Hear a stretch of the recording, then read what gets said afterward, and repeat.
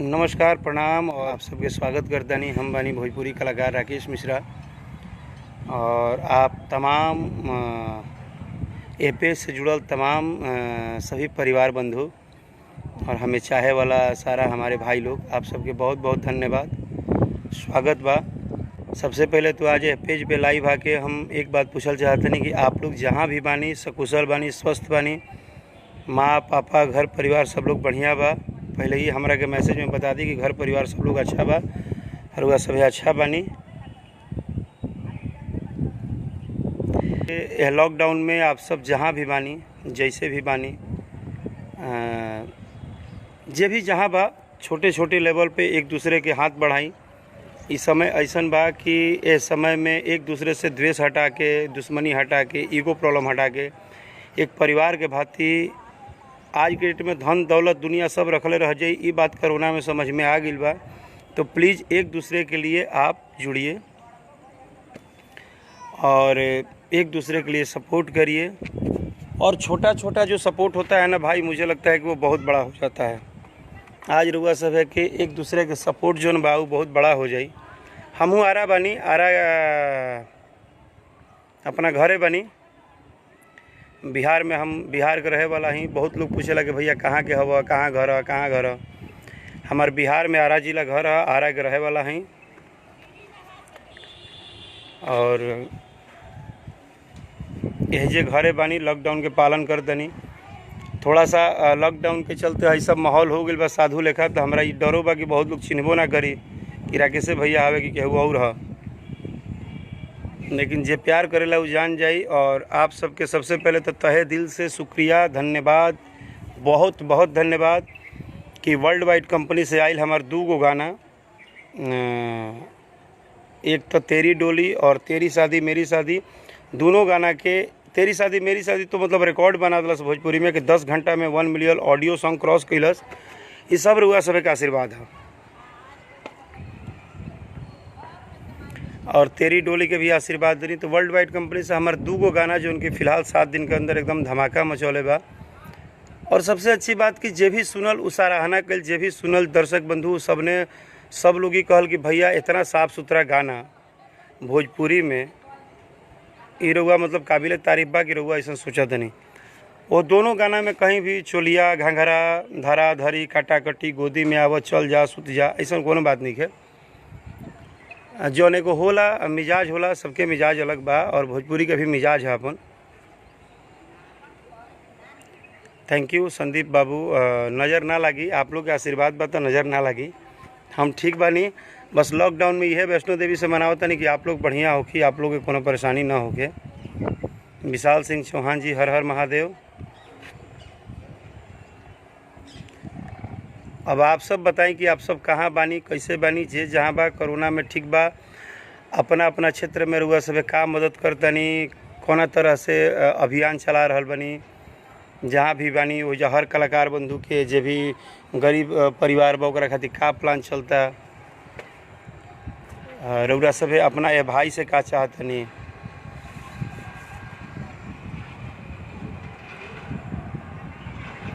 मनीष ठाकुर जी बहुत धन्यवाद, आप हमसे मिल चुके हैं। कुछ नहीं क्या होत, लॉकडाउन में घरे बनी। अमित खरवार अनाउंसर। सुनील प्रजापति, नमस्कार भाई, कैसे हैं आप? मुंबई में हैं, ठीक हैं? सिंगर विशाल पांडे जी, महादेव भाई, दीपक मिश्रा जी, जियो टाइगर, राहुल कुमार जी, आरा बनी हो।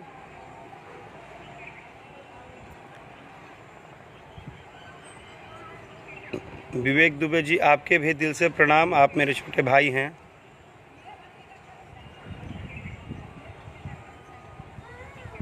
दीपक मिश्रा भाई, थैंक यू। हम कोनो शेर वेर ना हैं, हम भाई हैं आप लोग के। लक्ष्मण पांडे जी, जय हो। राहुल कुमार प्रजापति जी, चंदन राज जी,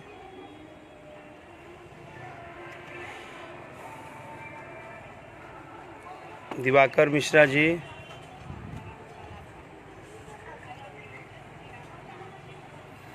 अभी तो शुरू भइल बा। तेरी डोली तेरी शादी मेरी शादी धमाका शुरू भइल बा। आज भी एगो गाना रिलीज भइल बा हमारे सारके कंपनी से, अली ना गईली फलाना बो कहली, चले लिया ईंट के भतार वाली भैली।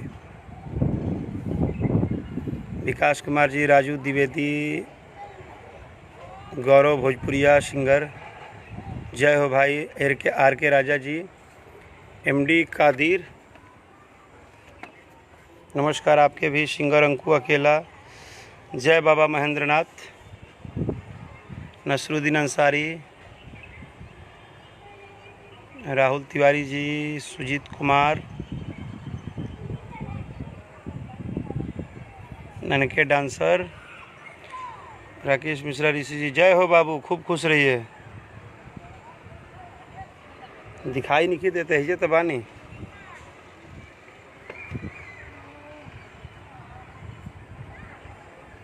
महेंद्र सिंह जी, ज़रूर आप मेहनत करिएगा तो आपको भी ऊपर वाला एकदम आपको काम देगा।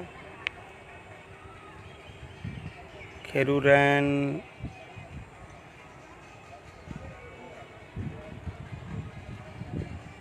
साहा एस, ऋतुराज, संजीव हादी, राम राम जी। सिंगर बालू सिंह, आप तेरी डोली सुने भाई, कैसा लगा आपको? पहले ये बताइए कि तेरी डोली और मेरा जो 2 नया गाना रिलीज हुआ है, हम तो आप लोग से पूछते ही नहीं हैं, हम बस अपना बात आप लोगों से बोलते जाते हैं। मेरा नया गाना कौन कौन सुना है, सही सही बताइएगा, और किसको किसको अच्छा लगा।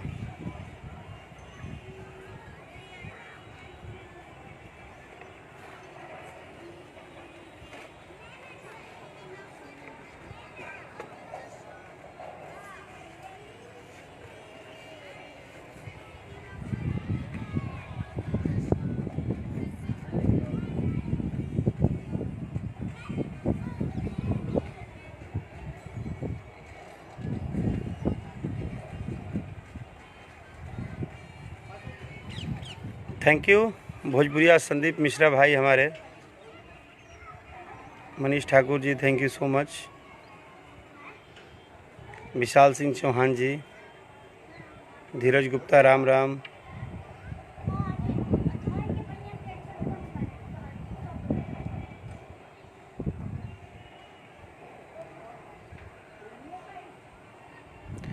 अमित कनौजिया जी, धन्यवाद, थैंक यू सो मच इतना बार सुनने के लिए, 100 बार। Saha S, thank you so much, I love you कि आप लोग इतना प्यार देते हैं। ऋतुराज जी, धन्यवाद इतना प्यार दुलार देने के लिए। राहुल तिवारी जी, राधे राधे।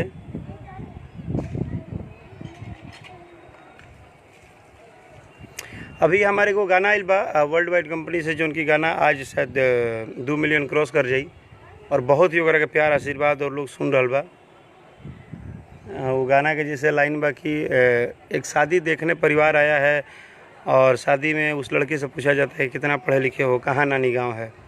लड़का बेचारा सीधा सीधा जवाब देता है कि हर की कहीं बा भारत देश, बाकी सब है विदेश, कि कहीं बा भारत देश, बाकी सब है विदेश। ये गाना के पूरा सुने खातिर वर्ल्ड वाइड चैनल पे जाइए। तेरी शादी मेरी शादी हमारा सॉन्ग के जो पोस्टर एल्बम के नाम है, और अगर नहीं सुन ले तो सुनब जरूर, बहुत मज़ा आई। और आप तो घर में बजा सकते हैं, परिवार में बजा सकते हैं।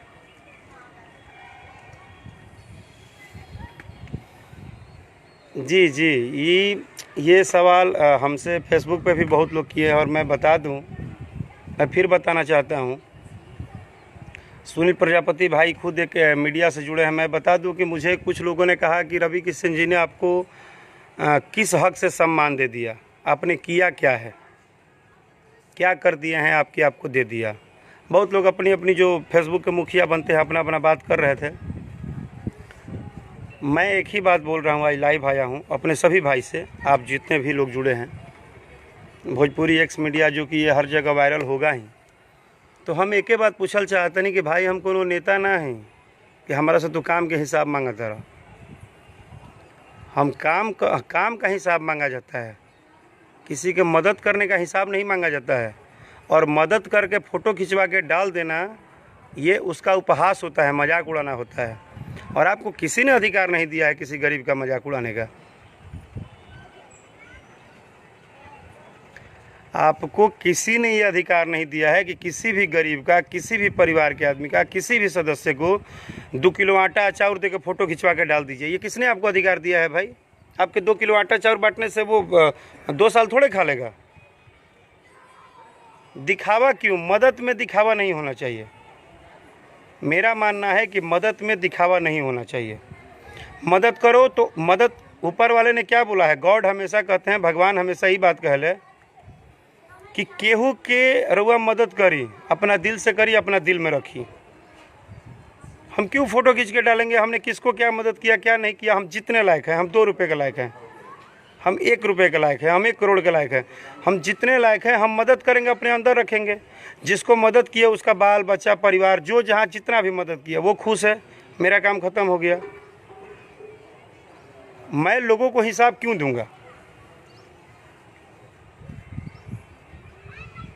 छोटू बाबू, हम वह बात कहते नहीं कि अवार्ड ना हो, कोरोना योद्धा का मिला और हमारे भोजपुरी फिल्म इंडस्ट्री के कम से कम 15-20 लोगों को मिला जो मेहनत किया है। आप फेसबुक पे बैठ के भाषण दे रहे हैं ना, खाली कमेंट लिखना जानते हैं लोग। फेसबुक पे बड़ा बड़ा कमेंट लिखना लोग जानते हैं, गाली लिखेंगे। अरे एक तो मैं शर्म आता है मुझे उन लोगों पे, और शर्मिंदगी महसूस करता हूँ कि इतने घटिया सोच के लोग हैं कि सोशल मीडिया पे आके गंदी गंदी गाली देते हैं यार, गंदा गंदा लैंग्वेज इस्तेमाल कर रहे हैं। किसी के गाने पे लड़ाई हो रही है, किसी के बजाने पे। अरे भाई, लड़ाई, आपको शर्म आती है कि आपका लिखा हुआ आपकी बहन, आपका परिवार का कोई सदस्य भी पढ़ेगा और आप गंदा गंदा गाली देते हैं? हमारा कहे का मतलब है कि मान लीजिए आज सोनू सूद जी करनी, तो सोनू सूद जी करके वो हर जगह डंका नहीं ना पीट रहे हैं। लोगों ने फ़ोटो खींचा, वो उतना बड़ा काम किए तो लोगों को दिखा। वो बस में बैठा रहे तो दिखा। मैं बस में नहीं बैठा पाया, मैं हो सकता है बस में बैठाने जितना मेरे पास ना हो। इसमें क्या झूठ बोलना है? अगर आप लोग का आशीर्वाद हुआ तो ऐसा भी समय आएगा कि मेरे पास भी ऐसा होगा कि मैं ट्रेन बुक कर लूँगा अपने भाइयों के लिए। आलम शरीफ जी, थैंक यू सो मच मेरे भाई, आप सऊदी अरब में हैं और मैं आपको ही बता रहा हूं कि हम अपने सारे भाइयों के लिए, सभी के लिए हमको मदद, हम सबको बोल रहे हैं, मदद का मतलब होता है किसी का मजाक नहीं उड़ाना। मदद करना है दिल से करिए और जितने में करिए, जहां करिए, मदद करके चुपचाप रहिए। जिसको किए हैं वो बोलेगा अच्छा लगेगा। छोटू बाबू, बहुत बहुत धन्यवाद, आप मेरे टीम से जुड़े हैं। मेरे टीम से 20 लोग जुड़े हैं जो इंडस्ट्री में, और बहुत मेहनत की है। जिस टाइम कोरोना शुरू हुआ था वो लोग इस रोड से उस रोड, घर से घर सामान पहुंचाते थे, लेकिन किसी ने फ़ोटो नहीं डाला सामान पहुंचाते हुए। इसको कहते हैं ओरिजिनल मदद करना। इसको कहते हैं कि बिना दिखावा के मेहनत करना दिल से। यहाँ सारा 2 का पानी का बोतल धराते हैं, फ़ोटो खिंचवा के डाल देते हैं, मैंने ये किया। अरे भाई साहब, किसने हिसाब मांगा है मदद का?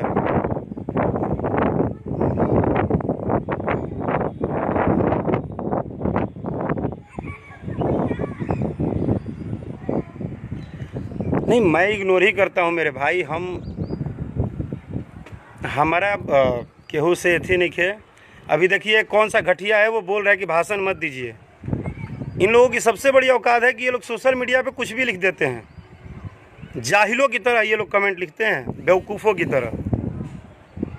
इनको ये नहीं समझ में आता है कि मेरा कमेंट मेरे पापा भी पढ़ सकते हैं, मेरे भैया भी पढ़ सकते हैं, मेरे परिवार के लोग पढ़ सकते हैं।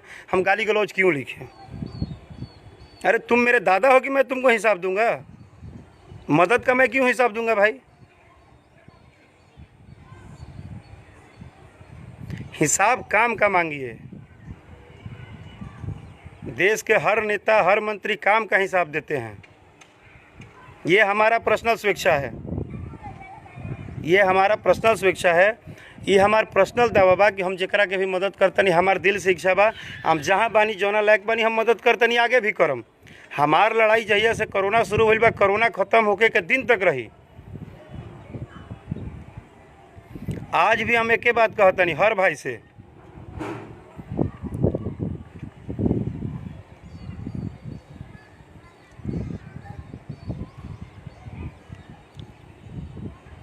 देखिए हम आज भी कहतनी, हम का कैले बानी मदद नहीं कैले, हम केहू के हिसाब ना देम। और हमको अधिकार नहीं है किसी भी गरीब का उपहास उड़ाना, किसी भी भाई का उपहास उड़ाना, और मैं किसी का उपहास नहीं उड़ा सकता, मैं किसी के लिए नहीं बोल सकता, मुझे हिम्मत नहीं है।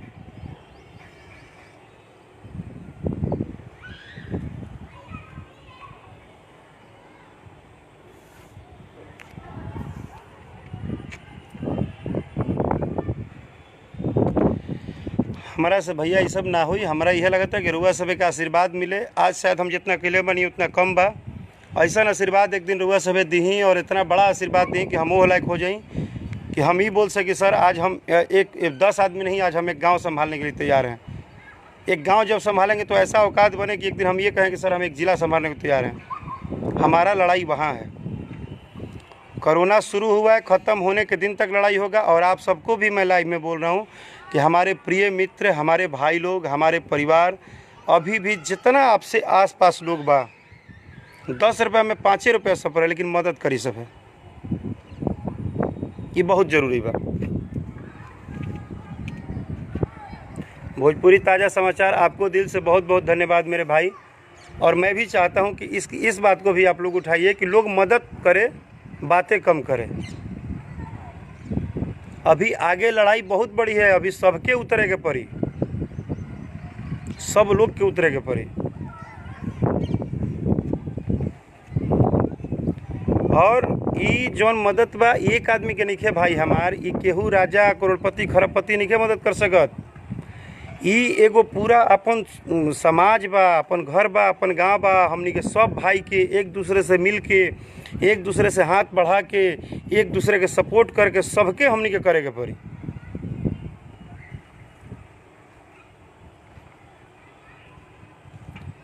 ई लड़ाई एगो राकेश मिश्रा के, एगो कोनो स्टार के, एगो सोनू सूद के, एगो मंत्री के, एगो नेता के नहीं खे। ई लड़ाई पूरा भारत के बा, भारत के एक एक व्यक्ति के बा, भारत के एक एक नागरिक के बा।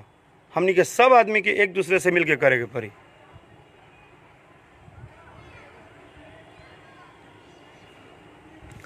सोनू सूद जी के लिए तो राकेश मिश्रा के पास शब्द नहीं है। सोनू सूद को तो बस एक ही लाइन बोलूँगा कि मसीहा हो तुम मान गए हम। सोनू सूद जी के लिए मुझे नहीं पता है कि ये लाइव मेरा कितना दूर जाएगा, वो सुनेंगे कि नहीं, लेकिन एक लाइन है कि मसीहा हो तुम मान गए हम, मसीहा हो तुम हम, अपने दिल के अंदर भी तुमको जान गए हम। जब ज़रूरत हुई खड़ा होने की, जब ज़रूरत हुई खड़ा होने की, तुम खड़े रहे, दुनिया कुछ भी करती रही, तुम गरीबों के साथ अड़े रहे। दुनिया कुछ भी करती रही, तुम गरीबों के साथ अड़े रहे। आपको सोनू सूद जी दिल से बहुत बहुत बहुत बहुत, एक भोजपुरी कलाकार, एक छोटा सा घर का लड़का राकेश मिश्रा आपको बहुत बहुत तहे दिल से धन्यवाद देता है। आप ग्रेट हैं और माँ वैष्णो देवी आपको जीवन भर खुश रखें। और एक समय ऐसा है जब मैं आपके साथ कहीं ना कहीं खड़ा मिलूं, ये भी मेरा शौक़ रहेगा। इसलिए नहीं कि आप कितने बड़े एक्टर हैं क्या हैं, एक एज ए इंसान मैं आपका एक बार दर्शन सामने से करना चाहूँगा।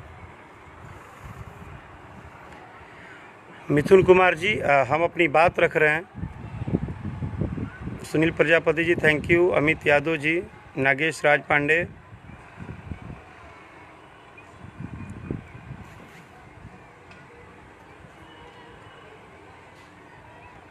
Thank you, Golden Sharma ji, Bhojpuri ताज़ा समाचार भाई धन्यवाद।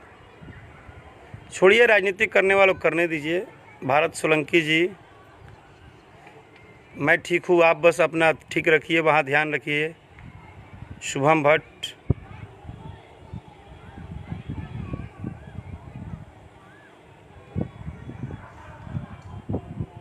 लव यू टू, भोजपुरी ताज़ा समाचार मेरे भाई। कालिका स्टूडियो आरा, अनिल जी सदा जय हो। आज आरा जिला में कालिका स्टूडियो जोन बा, वही से हमार तेरी डोली और तेरी शादी मेरी शादी गाना रिलीज भइल बा, आगे भी गाना रिलीज हुई। बहुत अच्छा स्टूडियो बा और तमाम नए कलाकार से भी अच्छा, अगर आप कल चाहते हैं तो हो करीब मज़ा आ जाए।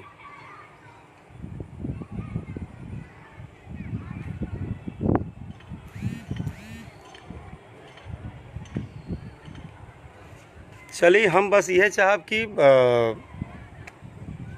दुनिया है, सबके अपन अपन विचार बा, बात पूछे के चाही, लेकिन हमारा भी एके शब्द बा कि अभी लड़ाई ख़त्म नहीं के भइल। हमनी के पूरा परिवार के जुड़ के लड़ाई में आगे भी अभी हाथ बटावे के पड़ी, आगे भी अभी काम करे के बा, ये बहुत ज़रूरी बा।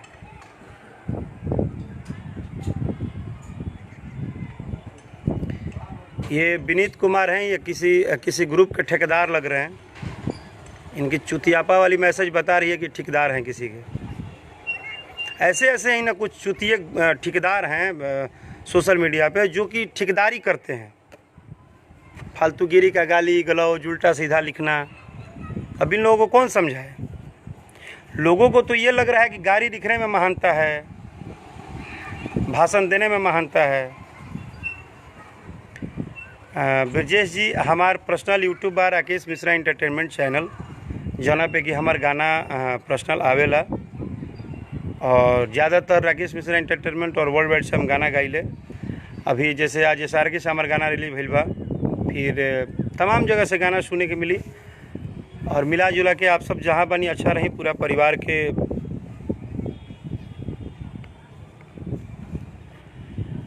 अपन ध्यान रखी, रउरा सब के स्वस्थ रहीं, सुरक्षित रहीं, अपन ख्याल रखी, एक दूसरे से दूर रहीं। और लास्ट में आप सबके एगो पसंदीदा गीत बा तेरी डोली, उनमें एक लाइन गोले बनी कि तेरी रात मेरी रात में बस फर्क है इतना, तेरी सोख गुजरी है मेरी रोक गुजरी है, कि तेरी सोख गुजरी है मेरी रोक गुजरी है। आप सबके बहुत बहुत धन्यवाद, प्रणाम, जय भोजपुरी।